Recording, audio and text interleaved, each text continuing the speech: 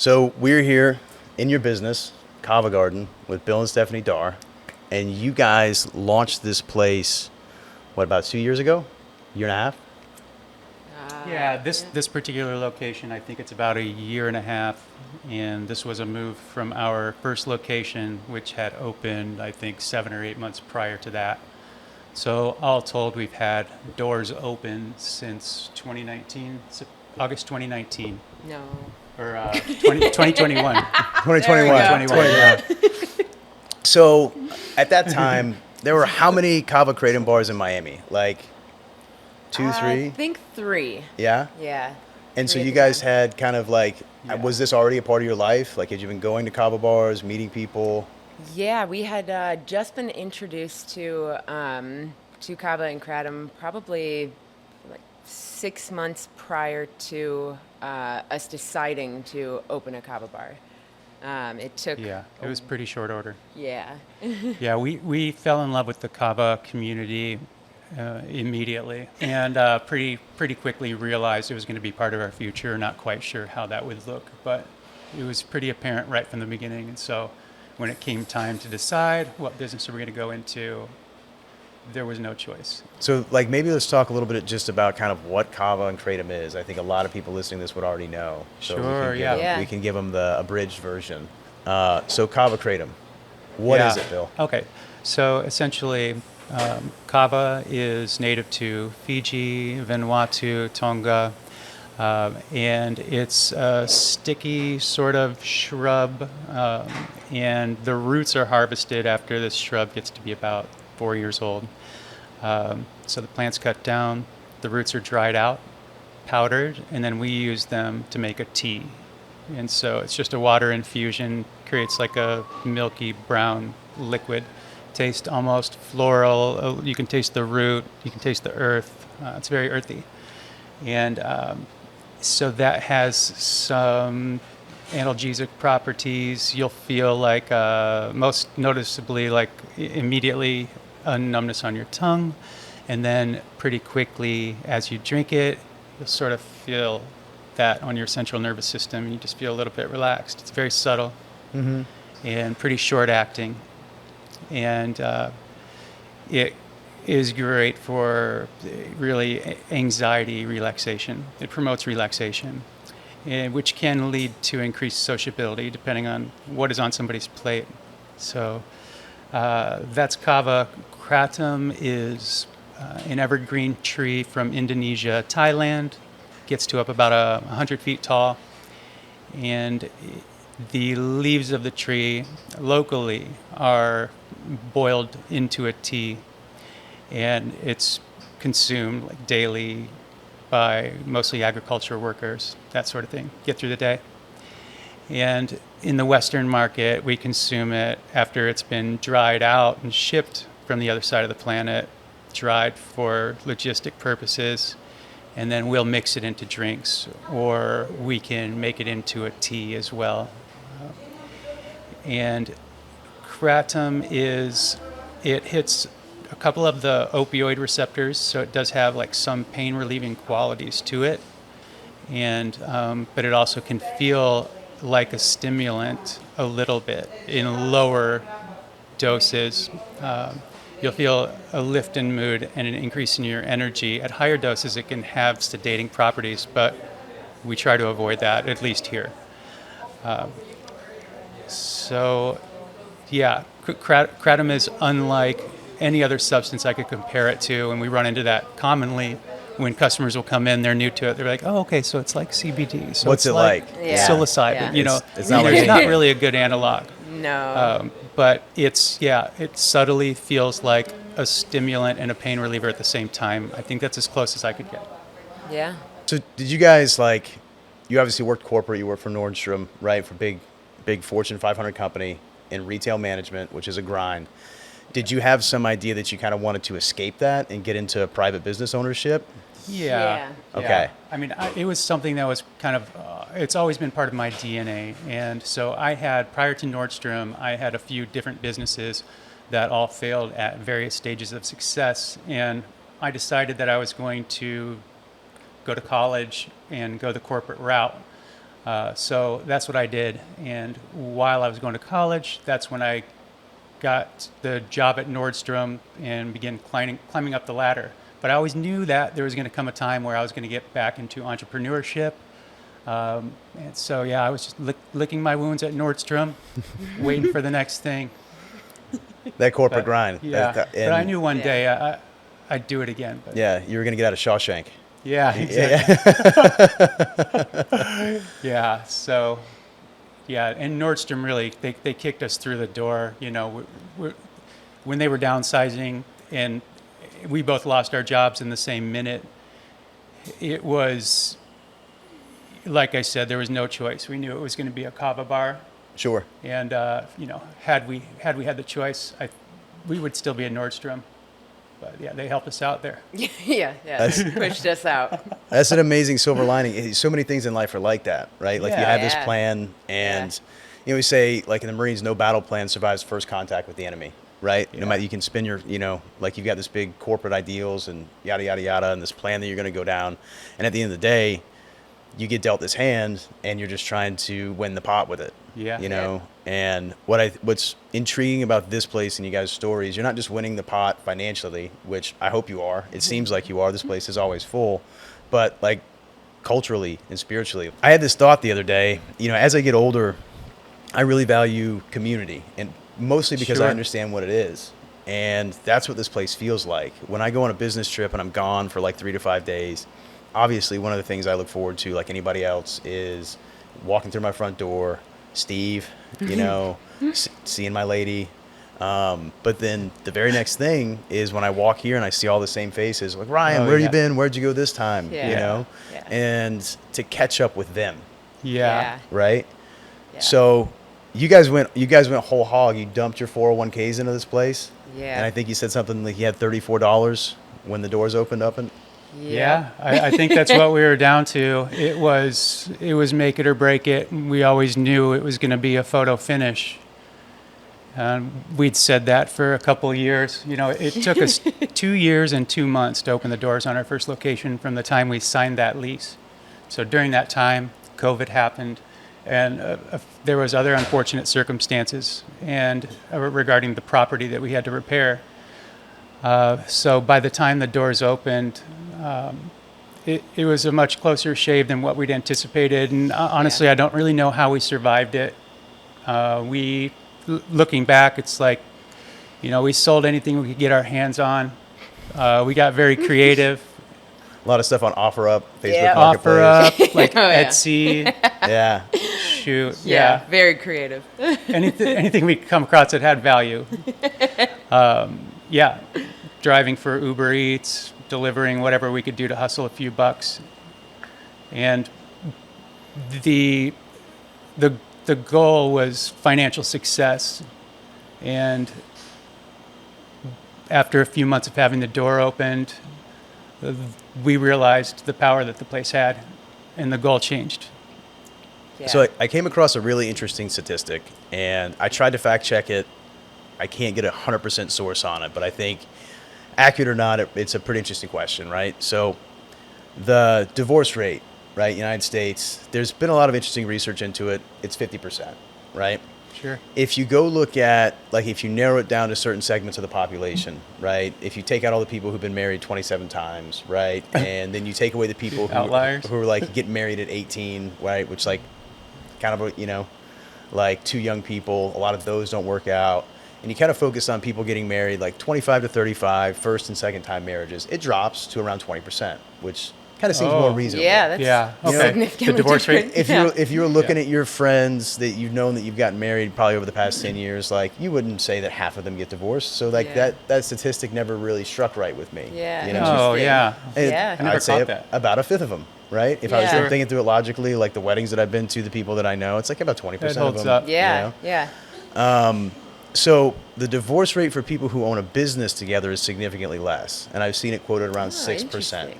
Whoa. Okay, wow. Cool. I It's pretty get cool. it. Yeah. And so, what's interesting, you think it would be the opposite, yeah. right? So, Uh-huh. like, there's all this additional stress, right? I'm sure you guys take work home with you from time to time, Yeah, right? that's our And it's superpower. just all this other area that you can butt heads in. You know, Yeah. it's not about who's doing the dishes, right? Yeah. It's not. You have distribution of household labor, but now you have distribution of business labor. Yeah, Yeah. Right? totally. And varying kinds. And so I'm interested to hear kind of what's that like? You know, Wow, because you yeah. guys are an amazing pair, right? thank You're you. an amazing pair of managers and owners and just people. So, Thank you know, you. where has it been harder? Where has it been easier? What's the secret sauce? Well, I think our strengths really work well together. Bill That's is luck. Yeah, that's luck. Yeah. Or maybe part of it. Who knows? But we fit together really well. So like I'm very organized, very like logical, and Bill has a more like relaxed and flow, like go with the flow kind of personality, I'd say. And I think that works together really well. Yeah, we happen to fit together really well with business. And the other thing is we're best friends for real. And so we don't have very many power struggles. We both know enough of, how to communicate with each other that, we can sort it through. Yeah. We like being together. Yeah. Big And That's yeah, important. It's and I handy think to that's the like big a key. person. If I was like, oh my God, I got to be around this bitch for an hour today, Yeah. But when we're not here, we're together still. Yeah. Yeah. Like, it's pretty hard to catch us not together. That's one of the interesting Yeah. pieces because typically work is kind of like your respite from your partner. Yeah. Right. And Right. so if Yeah, you guys do, I've seen that a lot. It right. sucks. Yeah. It does. It does. Yeah.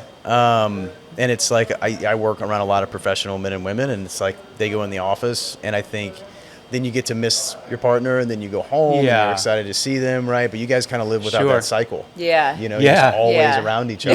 Yeah, Yeah. that was the goal. I mean, that was a big part of the reason we decided to open the business. So when we were at Nordstrom, I had a list of business ideas going, and the reason is, if we were to continue climbing the ladder at Nordstrom, we wouldn't be able to work together in the same store. And we fell in love at work. We wanted to work together. Yeah. Yeah. And because that was not possible in the long run, we needed to find something that was. And so yeah, this is that. And so it's deliberate that we don't have that together apart cycle. And I mean, we stumbled into the benefits of that when it comes to business. Yeah. And I would like to write a book. There's probably been some written, but it was such an amazingly lucky discovery how we can leverage our time together Right. for business purposes. Yeah. Yeah. And so because the communication is skilled, we can choose to turn it off or on. And there's no lag time between one partner has an idea, the other one hears it and considers it and responds. And if you multiply that out, we've been together almost 12 years, a lot can get done really efficiently. And so romantic partnerships where the couple are actually friends, Yeah. and that's the key, can be extraordinarily successful in business. Yeah. Both of you guys have used the word luck a ton, and it's not a word I'm a huge fan of, right? I firmly believe luck is where preparation meets opportunity, right? Yeah. I've talked to a lot of people here at Kava Garden. There's so many entrepreneurs and people that they have different business avenues and content creation and coders and software developers, and they're always they'll learn new skills, right? And I tell them, it's not a matter of luck. If you're learning video editing, for example, right? And you've gone through and taught yourself the skills and put yourself out there, and then you happen to be somewhere, right? And you overhear somebody saying, oh yeah, I'm putting this together, I can help you out, right? That can feel like luck. Yeah. Yeah. But really, It's fortuitous. if you hadn't prepared yourself and hadn't gone through and gained the competency in a skill that's difficult to learn, Yeah. right? Then you would have never realized the opportunity for what it was, Yeah. and you wouldn't have been Yeah. able to fill that void. Yeah. Yeah. And I Be in see the a lot of position. that. You guys talk about, it's luck that you work so well together. Well, it's luck that you knew yourself well enough to identify a partner, right? Yeah. And Yeah. it's, Yeah. and it's not luck that Bill took enough care of himself that he was able to, snatch Steph here, Yeah, yeah. right? And develop this amazing Yeah. personality and this like perfectly symmetrical dome you've got up there. That just Very smart. So you guys talk a lot about the community here, which is the best part. That's the thing. I don't come here for the kava. I come here for the people. That's the Yep. product. You know, if you guys sold Diet Pepsi, I'd probably still be in here. Yeah, right? yeah. But it does feel, that part of it, if anything, kind of feels like luck, because I know you guys designed this a certain way. I've heard you talk about it. Yeah. You intentionally did things, right? But there's no way that you designed the cast of characters that come in here every day, Yeah. right? So, There's a one, strong argument for that. do you think it's associated with the beverage, right? Yeah. That would be the question, because, you know, Yes. you're saying, hey, this is one of the reasons why you went into this was because you noticed a certain culture around it. So, or two, is it something about this place, something intentional, or is it something else? Yeah. All that, right? That's all kind of the same thing. Yeah, What do you think? Well, I think that the people that are here, it does have something to do with the beverage we're selling, because these are people that are choosing an alcohol alternative or a healthy lifestyle, and so it attracts very similar interests in these people. And so I do think it has something to do with the drink. And I think we all know that when you drink the drink, you feel great and you have a bunch of business ideas and you want to talk to people, and Yeah. you know, Yeah. it creates Sociability, community in that creativity. sense too. Yeah, it fosters that. yeah, It is yeah. genuinely a social lubricant and an intellectual lubricant. You know, it's wonderful. Yeah, I think that definitely plays into like who gets attracted to the kava bar lifestyle. But you've got like nuances of different kava bars. Like they all have this like one thread. Like I can go into a kava bar anywhere in the country and I'm going to make friends there, even if it's like one with like, you know, say a group that's half my age with divergent interests. I know that they're going to have that one thing. Yeah. Right. And yeah. so that was what we sensed the moment we ever walked into our first kava bar, and that's the thing we wanted to recreate. And so it was done very deliberately for the sense of community, and we always had a picture of sort of what that community would look like. And this is it. That's really neat. Our customers are amazing. Like it's the most productive group of people I've seen in one space. Super creative, super intelligent. Outside of universities, like it's Really crazy. cool. Yeah. And in a lot of ways better than universities, right? Because it's not just a Yeah. bunch of sitting around and talking about it and learning, right? You Yeah. have people Yeah. executing and failing, but then coming back and reworking their plan. Yeah. That's one of my favorite things about coming here. I think I've shared with you guys before. Like, I used to go to Ted's when I got off work. Yeah. Not every Yeah. day, you Yeah. know, but that was my local watering hole. Yeah. And I'd go down there and get a bite to eat and, you know, have a couple beers and talk to people. And I went in. There's a couple interesting characters there that are good people, and I still talk to. Yeah. And it wasn't really until I came here, and I did a dry January, and I didn't drink for Yeah, I all of remember this. January. Yeah, yeah. And I just got used to it, and it was the easiest dry January I ever did. Yeah, yeah. You know, it really was. Like, normally they're very boring, is how I describe it. Yeah. Yeah. You know, it's yeah. not. White knuckling. Yeah, well, it's not some big like, oh, I want to go out and get drunk. It's Yeah. just like kind of, well, what am I going to do today? Yeah, yeah. Yeah. What's going to fill that gap of time? And I'd go to Ted's and talk to people, you know, but when I came here, it ended up being like a couple months before I went back. And when I went in, what I noticed was the same people. They look a little bit older, a little bit fatter. Yeah. And they're talking about the same goals and ideas, and they're not fleshed out. There's no Yeah. plan. There was no progress, Yeah. right? But you come here, and if somebody says, I want to start a podcast, or I want to learn this new programming language, or I Yeah. want, etc. If you see them 2 days later, there will be They're doing progress. it. Yeah, yeah. There will be They like, started. right. Amazing. One of your customers, Denise, wanted to learn a software program called Blender, which is where you make 3D modeling, right? Yeah. And I remember him, like, I've heard of it before. We talked about it. And a couple of days ago, he's like, oh, yeah, I'm actually, like, I've got my first paying gig from it. You know, like, That's I'm so cool. Yeah. Yeah. And it happens right over there at that table. Yeah. You know, you can I know, watch him yeah. working on It's it. Yeah, crazy, yeah, I've seen yeah. it. That's I can key in on anyone in particular and see sort of, you know, Yeah. little like micro sort of environment that they've created executing Yeah. some huge dream. I think one of the things that I enjoy most about this place is we live in like a hyper political time, right? Yeah. And I remember the first Kava bar I went to, like a lot of them now kind of have the same vibe, right? Which you'd say like hippie adjacent, right? Sure. Yeah. You know, Yeah. they have that kind of patchouli oil style. Yeah. You know what I mean? Yeah. And you, me like anybody else, you know, we're all prejudiced to some degree. It's Sure. what allows us to differentiate, you know, a tiger from a kitty cat, right? Stay Yeah. away from one, pet the other. And so I walked in, I'm like, you know, I kind of know this crowd, right? And Okay. then you sit down, you start talking to people, and you find out that they're highly productive, conscious, interesting, respectful, intelligent Yeah. people. And just like any group, you've got your 5% on either end that you Oh, you yeah. know, they aren't your flavor, Standard. right? But that's everywhere. Gives it character. And I'd say here it's probably less than the average, Yeah. right? Fair. So, you know, like in this hyper political environment that we're in, you would expect, you know, people come in, everything's so sensitive with cancel culture and whatnot. But here, ideas are kind of allowed to flow freely. Yeah. And people respect each other's right to agree or disagree, which is super Yeah. neat. You know, you've had customers here who have highly influential conservative podcasts, and you've got people that are, you know, very much on the left and liberal, and you don't see them going at each other's throats. Yeah. I couldn't tell you who those people are. You can't. Yeah. Right. I don't know right now. Right. It's only the people that are truly passionate about it that you Yeah. know, right? And they do talk, which is the coolest part. Yeah. Right? And they exchange ideas, and where they can't come to you know, a source of common, you know, knowledge or agreement or whatever, they just agree to disagree, and then they change the subject. Yeah. The way adults yeah, should. Respect Yeah, was there's the a word. lot of respect. Yeah. Yeah, it's amazing. And I wonder if alcohol was involved.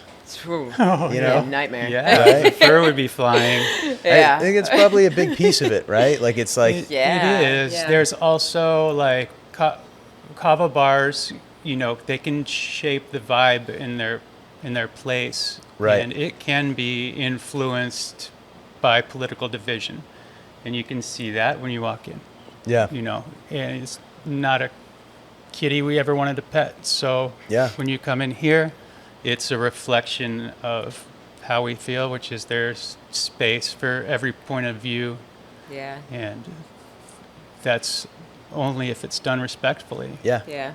We want this to be a And safe sometimes, place. yeah, it usually is. Yeah. I mean, that 5%, Yeah. we tend the vibe here. yeah. So when someone comes in on that 5%, you know, you're not going to see them the next day. Bill and Stephanie Darr, vibe tenders, Yeah. Yeah. Vibe masters. sommelier of vibes. That's the job. Yeah. That's yeah. the job. It's a The huge kava piece. and the kratom is incidental. It's the community Right. which provides value. It is. It is. That's what you're selling here, and I'm buying, and so are a lot of other people. So your sobriety journey, right? So a lot of people use kava kratom as an alcohol substitute, which Yeah. is great. You know, I personally don't, right? Like it's just something else, right? Yeah. I don't want to. I don't want to put it in that box, Yeah. right? Yeah. Because it's not substituting for anything. It is what it is. Yeah. Yeah. It's Fair kind of like enough, turkey. yeah. You know, there's turkey sausage, turkey bologna. Like, just be turkey. Yeah, yeah. You're What's good wrong on your with own, right? Different shapes. Just let 'em Ham's live. not trying to be turkey. Why are you trying to be ham? You know? Yeah. But so you guys have your own sobriety journey, right? Yeah. Talk to us a little about that, and then how that influenced this. So we have been sober for a little over 2 years now, and we definitely used kava and kratom to get to where we are now. Right. Fill that gap. Yeah, Yeah. yeah, and you know that was what worked for us at the time. Yeah. That you was survival. Replacing it. Yeah, Right. yeah.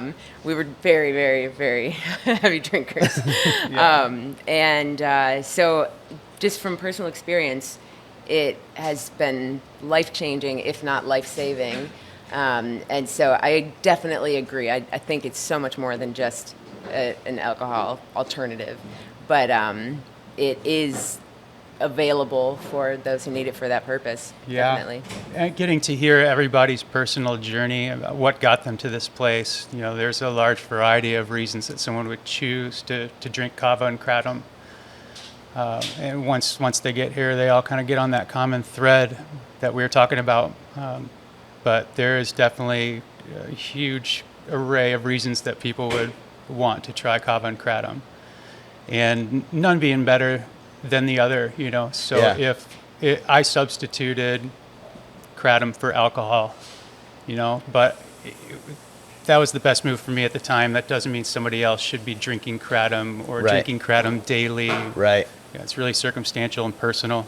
In preparing for this podcast, I was thinking through, I think now I've been to around 9 Kava bars all around the country because I have this kind of Nice. unique opportunity with a traveling job. Yeah. One of the things I'm noticing is there's cities that I would go to a year ago that didn't have one, and now they have 1 or 2. You know? Yeah. And in areas where we wouldn't expect. I was in Raleigh, North Carolina recently. And Raleigh's got one. It's a tiny little college town. Raleigh's not Yeah. a big place, you Yeah. know, and they've got 2. That's great. It's impressive. One of the things I feel like is people have a special attachment to theirs. Yeah. Yeah. Yeah. Right? Way There's some different than loyalty. bars or like restaurants or gas stations. And if you'll listen to it, it's fierce. It's like their Yeah. home Yeah. football They team. defend They're like, it. oh, mine's Yeah. way better. This place Yeah. is trashy. Why is Yeah. Let me take you to Yeah. Kava Garden, all right? It's so interesting. Why is this? I met my girlfriend Rachel. We met on a dating app, met on Bumble, and for our third date, I was driving back through Fort Lauderdale, and she texts me and she goes, "Hey, I got somewhere to take you, but I don't want you to judge me." And I'm like, okay, you know, we hadn't Scary. broached Kava or Kratom, right? Oh yeah, I thought she was gonna take me like a Yeah. swingers joint or something. Right. And Yeah. and Hide a she blade. sent me the Google Maps location of Twisted Roots. Yeah. And she goes, and she starts like explaining to me what Kava. And I'm like, there's 1-2 blocks from my house. I will know. go We into know it. this. Yeah. Yeah. Yeah, I'm all in, you know. Wow. But she will swear up great. and down that Twisted Roots is like head and shoulders above Yeah. everyone else. Yeah. I've heard that a lot about Yeah. Twisted Roots. And what do you think that is? And did don't you know. guys have a Kava bar before KG that was your spot? Yeah. Yeah. I mean, Yeah. Purple Lotus is the first place we tried Kava and Kratom. Yeah. It was the only spot for a long time. Yeah. It was the They're- only place we'd go. They're strange because they That was our opened kind of spot. before the wave. Like they're Yeah. like an OG. They in broke the local yeah. market. Oh, Yeah. yeah. Yeah. And we're successful, evidently. I never had the opportunity to go, but Yeah. Purple Lotus is a great place. Yeah. You know, we met lifelong friends there. To say it changed our life is an understatement. Yeah. You know, I wouldn't be here without it. Not Yeah. here. Yeah. so we're obviously here in like beautiful South Beach, specifically south of Fifth, Yeah. which is kind of an affluent area. Yeah. Like, what portion of that do you think adds? Because obviously Purple Lotus, relatively similar location, right? Do you think that adds to the vibe? Well, I mean, it certainly threw a contrast to, you know, I never got the feeling that everybody in Purple Lotus was a Continuum resident. No. Yeah. Yeah. And so it was really clear that it wasn't just like a neighborhood watering hole. Everybody was too weird for that to be possible. You know, it was Yeah, like yeah. it's, and I feel the same when I look around here. It's like a space station. I feel like we were all somewhere else, some other life. Yeah. And you know, like here we are together right now. Yeah, and people definitely, it's not necessarily the case that people go to their like closest Kava bar. Right. There's people, our customers, that will pass other Kava bars on the way to here. Yeah. They're Sure. here every day. Yeah. So I think it's like finding the one that has your specific people. vibe. Yeah, your people.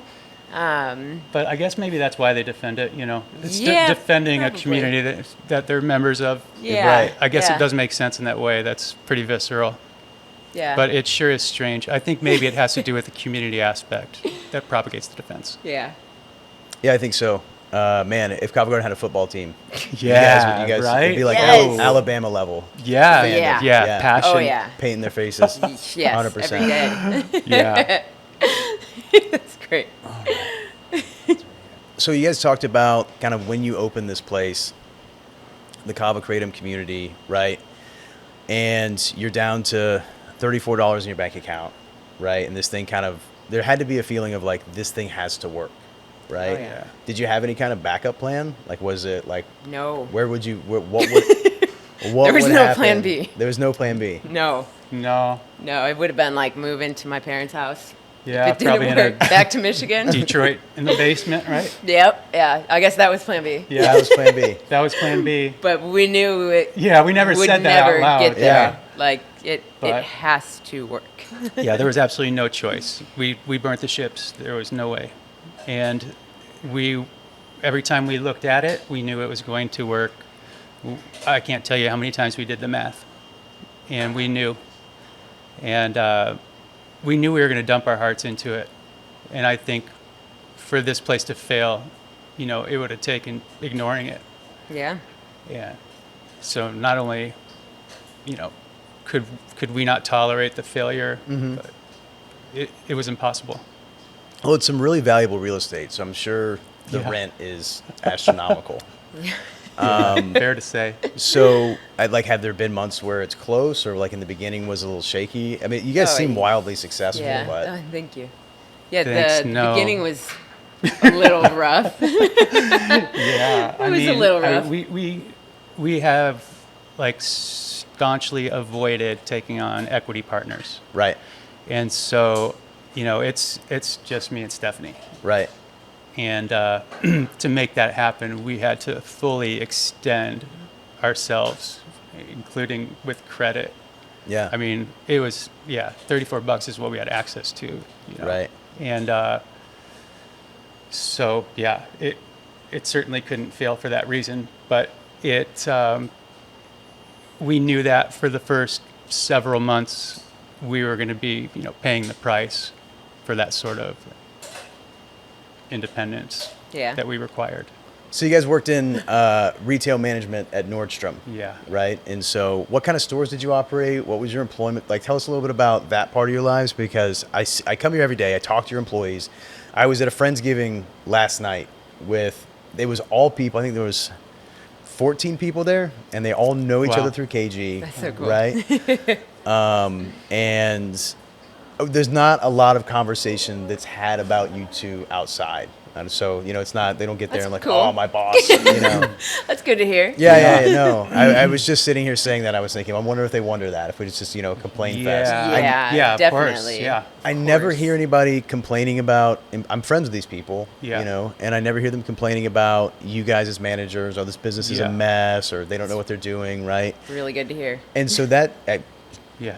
assuredly speaks to your experience coming into it, probably a Yeah. natural inclination for it, but more than anything, probably a love for it. Nobody Oh, runs a yeah. business when they're like a sole owner.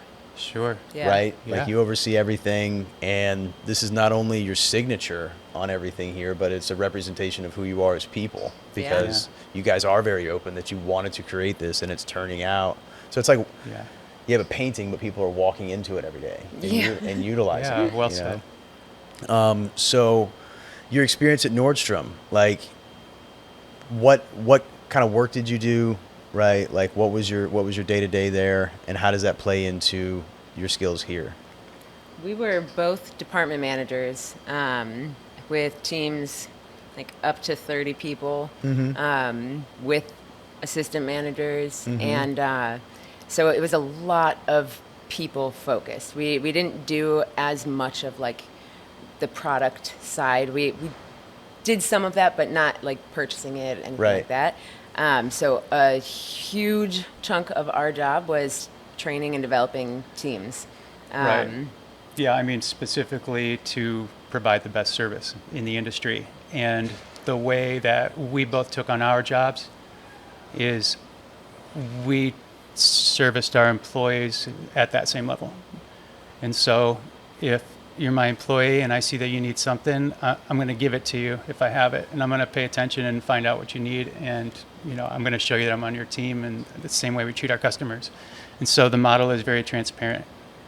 And when we ask a lot of our employees, but there's nothing that we wouldn't do for them. If we have it, it's theirs. There's working for Amazon, their main tenant that's worked for them for the entirety of its existence is this idea of customer obsession. Yeah. But internally to the company, you will hear people refer to employees as customers, right? If you're a manager, Oh, Yeah. wow. right? Yeah. Yeah. Or like a totally. downstream partner, Yeah. right? Like if you're the department upstream from you, because we're Yeah. all linked together, right? Like, oh, those are my customers down there. And Yeah. if I'm not performing or executing poor quality or not sticking to my plan, then I'm not servicing my customers, right? Yeah. Wow, that's a wonderful way to look at it. Yeah. I feel like you guys have a lot of that like baked in here, Yeah. right? Because Yeah. you not only serve like a very quality product, right? That then you give a limited but a wide enough variety to do what Yeah. you do very well. The menu is not inundated with 40 things that they're all varying quality. You know, it's very focused on what you guys do extremely well. Yeah, right. yeah. And it's high quality, and it's serviced by an amazing staff of kava tenders, but also to your point, vibe tenders, right? Yeah. So what's hiring like around here, right? Like, and what do you look for in a vibe tender? Well, so we look for that service gene. Yeah. Yeah, like Yeah. I'll know within the first few seconds of the employment conversation if they have it, you can Right. spot it, and if it's not there, you can't train it. Yeah. So we need people that are willing to be creative enough to find out how to take care of people in ways that they don't expect. Yeah. And if they have that service thing, we can teach them everything else. Right. That's all easy. But having that bit is essential. Yeah, that's the make or break. Obviously, your staff is going to run a little bit younger, right? Do you guys feel like mom and dad sometimes? Yeah, yeah. I have a new appreciation for my parents. Yeah. All those like cliche things that I'm not a parent, Right. and I get it now. I would say, like, just to summarize, the biggest thing that we took away from our time in the corporate world was how to provide good service to our customers and to our employees, and then train others to do the same. Yeah. And while I was there, it felt a little bit like wasting time, a little bit like wasting potential. But there were enough challenges around me, interpersonal, business, that I was very well aware that I was there to learn something. And when the time was right, I'd be done with it. And I think the service aspect of it was the biggest piece. Yeah, definitely. So the risk going into something like this, Kava Kratom, not super well known, right? Like Yeah. amongst this crowd, right? Yeah. It's gaining in popularity. I mean, just from where it was a year ago, 2 years ago, Yeah. 3 years ago.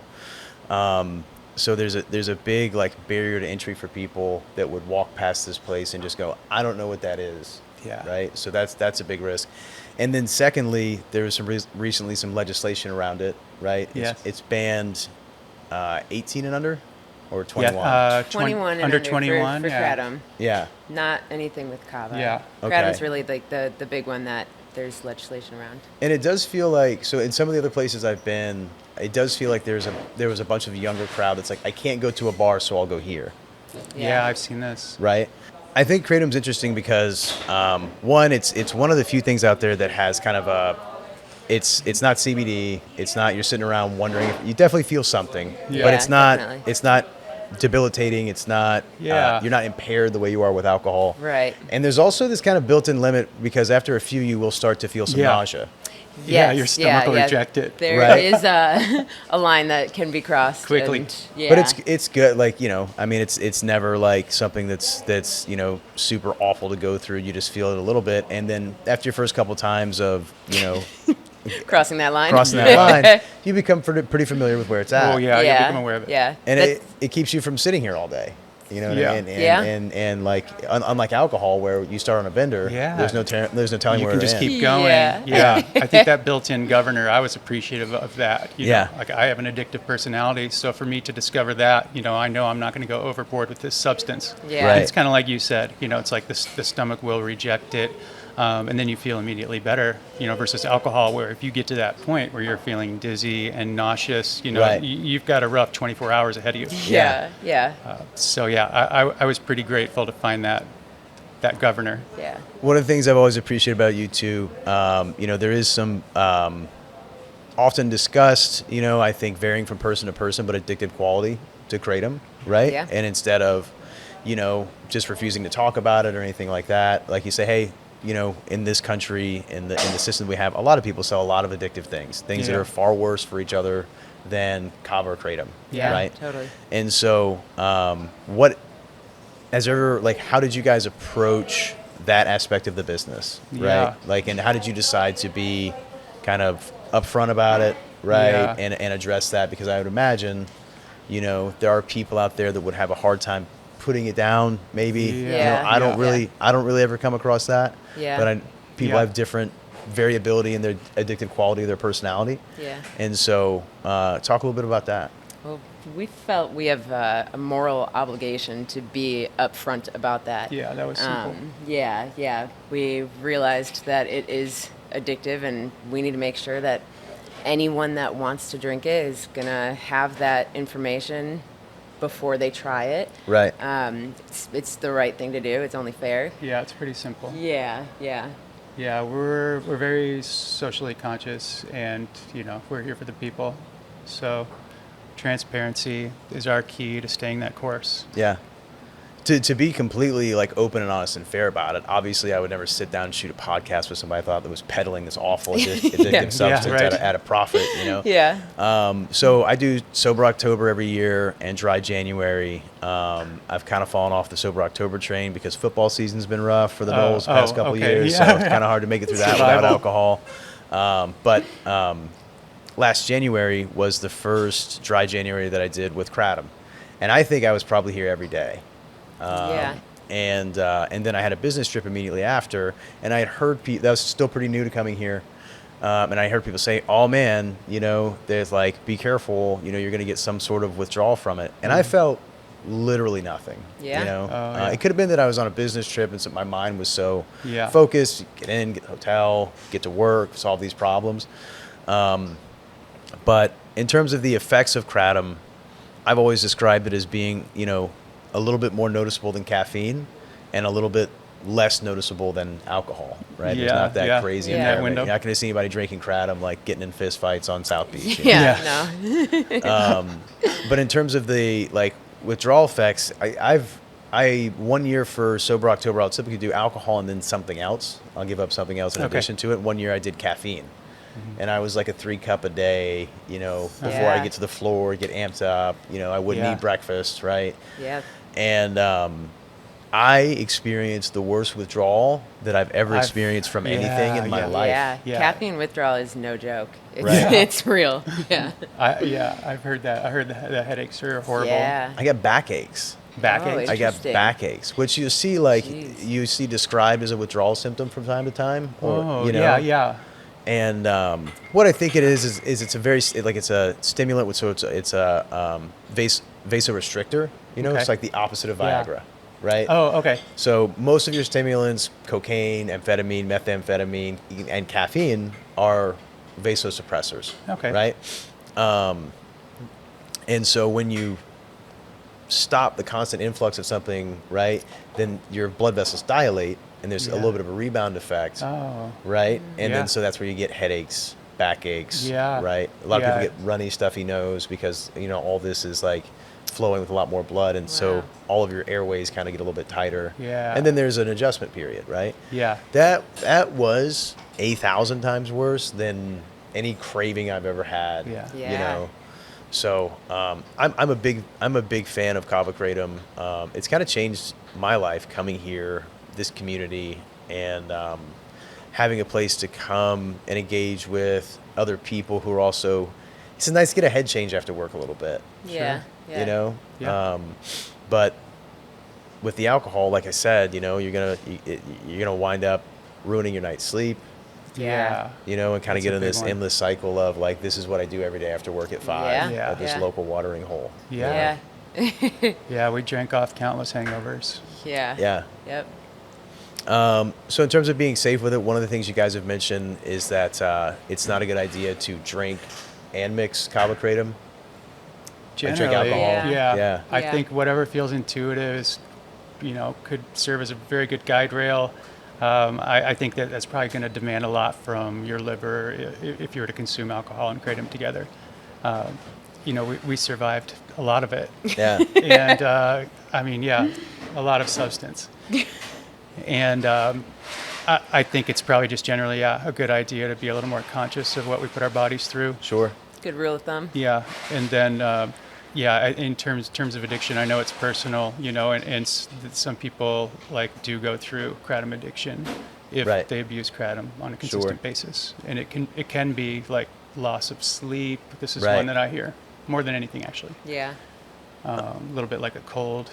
Do you guys follow the Kava Kettlebells Instagram account? Have you seen that? I've seen it. It's been a long time since I've looked at it. I'm not very active on it anymore. It's but- interesting to me. I don't think there's a better pre-workout than kratom before the gym. Yeah. There's Yeah. something about, like, you get the energy boost that you would get from caffeine. Yeah. Right? But you don't get the jittery. Yeah. You get this kind of prolonged focus, and I really enjoy Yeah. lifting. I love those, like, that hard strain. Yeah. My modus operandi in my life is I can take anything for a short period of time. Right? If Yeah. I know it's going to end in 30 seconds, like, you can put me through the worst pain in Great the way to world. look at it. Yeah. As long as it's the not knowing and the indefiniteness of things that really will drive me Yeah. mentally crazy, Yeah. right? When is this going to end? You know, what's Yeah. the source of it? So, Torture. so that's, the stress that I endure the best, and so that's why lifting is one of my favorite things. And kratom really, like, gives you this kind of focus, like a Yeah. calm down, non-jittery that you kind of need to, like, push Yeah. through. So, for my money, there's no better pre-workout than a chai KG with a shot of espresso. Yeah. Yeah. That's mine too. Yeah. Yeah. That's a good one. Yeah, absolutely. I find I can push my pain threshold a little more too. Yeah. And that's pretty beneficial for that 30 seconds. It's really interesting. So right before we started filming, you were talking about in game, Yeah. right? Like, what's your final goal? Yeah. And that's one of the reasons why I kind of got involved in this, because at the Yeah. same time that I was meeting people here that were in this space, this, like, Andrew Tate, manosphere, go to the gym, work out, make Okay. money, and then, this kind of advice for young men about how to organize your life was coming along. And I categorize it as, like, dangerously incomplete, right? Because Yeah. the reason why it's taken off and so many people are there at paying attention and they're getting the views is that there's good advice there. You should be physically healthy. You probably Yeah. should go to the gym, right? You should develop competency and skills that people will pay you for. And that means you're going to have to work hard to learn and do things that other people refuse to make the Yeah. money that they can, right? Yeah. But that's just one piece of life. And I think it lends itself to this city in Miami because you see a lot of people that are stuck in kind of Peter Pan syndrome, in their Yeah. late 20s, early 30s. They're making the money, right? But it's like, where are you going? Yeah. Yeah. And so the first conversation that I had on this podcast with my mentor, Billy Francis, he's a fighter pilot. He's a university administrator. He runs the Veterans Center at Florida State University. And I think he has put together one of the best end games I've ever seen. Okay. He's got the girl that he wants. He's got, he's got a son. He's got 2 adopted children from Ukraine. Oh. They're all doing great. Cool. And he's had this amazing life. And now he's in this position where he uses the resources and competencies that he cultivated when he was younger. Yeah. This leadership skill, right? And a voice and a resume that's respected to do amazing things for other people. And oh, by the way, he can still make a living doing it. And that's what I see here that you guys are doing. Yeah, yeah. And so people may wonder, why would a guy who's interested in talking to a fighter pilot then turn around and talk to the owners of Kava Garden? Yeah. But really, like, you and Billy are cut from a similar cloth. You Wow. put in the work, and it wasn't easy, Yeah. like retail's a grind, Yeah. and getting down to $37 of not just cash, but the credit Yeah. that you had access to, right? Like, and taking that risk and having a relationship that you guys both laid a foundation on that you could build a business on top of, Yeah. right? And you've expressed it in a way that doesn't just benefit you and your bank account, right? It benefits everyone who comes here. Yeah. And that's a pretty cool end game, Yeah. right? Yeah. Yeah. We kind of backed into that. Yeah. Yeah. Our goals were financial initially, and when we saw the community that was forming around Kava Garden, we were just looking at each other like, oh God, like, this thing's got a life of its own. Yeah. It's touching people's lives. I continue to see that. I'm blown away by it. And the goal that we backed into was, we want to put these all over the place. Yeah. We want we to won't- change the world. We want Yeah. to we want to get the product out there. We want people to know that there is an alternative to alcohol Yeah. if that suits them, because I've seen what can happen in our lives when alcohol is removed, the capacity that opens up. Yeah, And it's I want to huge. do that, like, in mass. Yeah. That's And that's my even beyond the alcohol part, like, having communities like this everywhere where someone can walk into this spot and know that they are home. They're Yeah. safe. They have friends Yeah. here. They have family here. And it's just, it's really, like, limitless, the possibilities. So, yeah. yeah, kind of change the world. I think it's neat.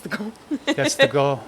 I think you guys are, and it's might sound kind of cheesy to talk about, a Kava bar or something that changes people's lives and et cetera, but you don't have to run a children's hospital to change people's lives. Yeah. Like how many people's bad days have been turned around because, they were, had a bad day at work, had an argument with their significant other, and they walked in here and just found solace in talking to somebody about metaphysics or, if they got See a it all the tarot time. reading. Yeah, or neurophysiology, Yeah. or just politics or whatever it is, Yeah.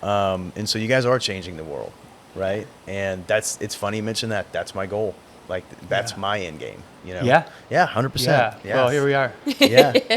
Well, I really enjoyed the conversation. You Yeah, guys are thank two of the you. most amazing people I know. Thank you Thank so you. much. And I'm sure this is gonna turn out It's great. an honor, the fact that you guys were interested in sitting down with us. Thank you so much. Thank Yeah. you. Yeah, we appreciate it. We appreciate the exposure to potentially new audiences, the chance to tell our story, and most of all, your recognition that it's worth the time sitting down with us. Thank Yeah, you. for sure. Thanks, guys. Thank you.